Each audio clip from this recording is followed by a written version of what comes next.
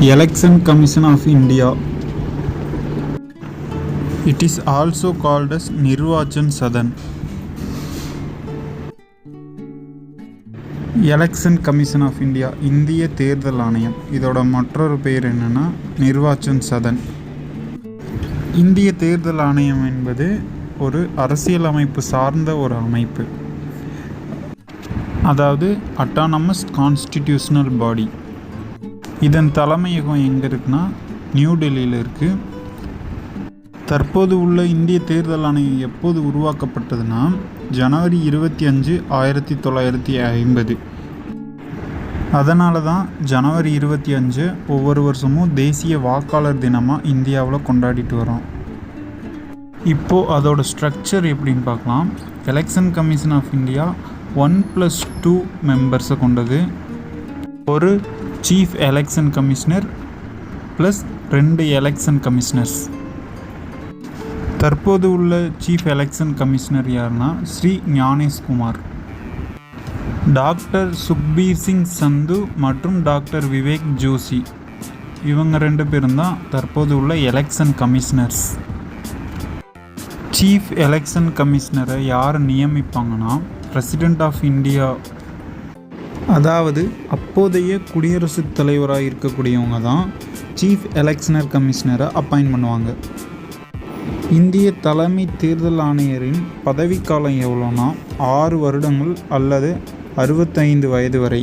இந்த 2ல் எது முன்னாடி வருதோ அவருடைய பதவிக்காலம் முடிஞ்சிடும். அவரோட பதவிக்கு பின்னாடி எலெக்ஷன் கமிஷனராக இருக்கிறவங்க சீஃப் எலெக்ஷன் கமிஷனராக ப்ரமோட் ஆவாங்க. இந்திய தேர்தல் ஆணையத்தை பற்றி கூறக்கூடிய இந்திய அரசியலமைப்பு பகுதி 15. அந்த பகுதி 15ல் சரத்து 324 முதல் சரத்து 329 வரை இந்திய தேர்தல் ஆணையத்தை பற்றி விவரமாக நமக்கு தெளிவாக கூறப்பட்டிருக்கு. சரத்து 324 என்பது தேர்தல் ஆணையத்தை பற்றியும், 325 ஒரு இந்திய குடிமகனுக்கு ஜாதி மதம் எந்த தடையும் இல்லாமல் வாக்குரிமை வழங்குறதை பற்றி சொல்லுது. 326 18 வயது பூர்த்தியடைந்த அனைவருக்கும் வாக்களிக்கும் உரிமை இருக்குன்றதை சொல்லுது. சரத்து 329 தகுதி நீக்கத்தை பற்றி தெளிவாக கூறுது. சம் இம்பார்ட்டன்ட் நோட்ஸ் பார்ப்போம். Election commissioner first chief election commissioner of India யாருன்னா சுகுமார் சென். தற்போது மற்றும் 26வது சீஃப் எலெக்ஷன் கமிஷனர் யாருன்னா ஞானேஷ்குமார். முதல் பெண் சீஃப் எலெக்ஷன் கமிஷனர் யாருன்னா VS ரமாதேவி. இந்திய தேர்தல் ஆணையத்தின் பணிகள் என்னன்னா இந்தியாவில் நடக்கக்கூடிய சட்டமன்ற மற்றும் பாராளுமன்ற தேர்தல்கள் மற்றும் குடியரசுத் தலைவர் தேர்தல் உள்ளிட்ட அனைத்து விதமான தேர்தல்களையும் நடத்தக்கூடியது இந்த இந்திய தேர்தல் ஆணையம் தான். அது மட்டும் இல்லாமல் ஒரு கட்சி தேசிய கட்சியா மாநில கட்சியா என்ற ஒரு அங்கீகாரம் கொடுக்கக்கூடிய ஒரு அதிகாரமும் இந்த எலெக்ஷன் கமிஷனுக்கு தான் இருக்குது.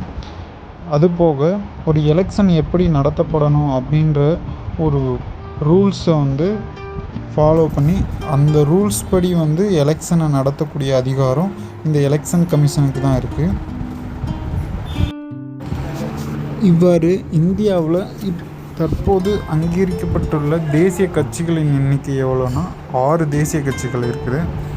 முதல்ல ஆம் ஆத்மி பார்ட்டி, 2வது Bahujan Samaj party, 3 Bharatiya Janata party, 4 communist party of India Marxist, 5 இந்திய தேசிய Congress, 6 national people's party. Thank you friends. மேலும் இது போன்ற தகவல்களை தொடர்ந்து பெற நம்ம சேனலை சப்ஸ்கிரைப் பண்ணி வச்சுக்கோங்க.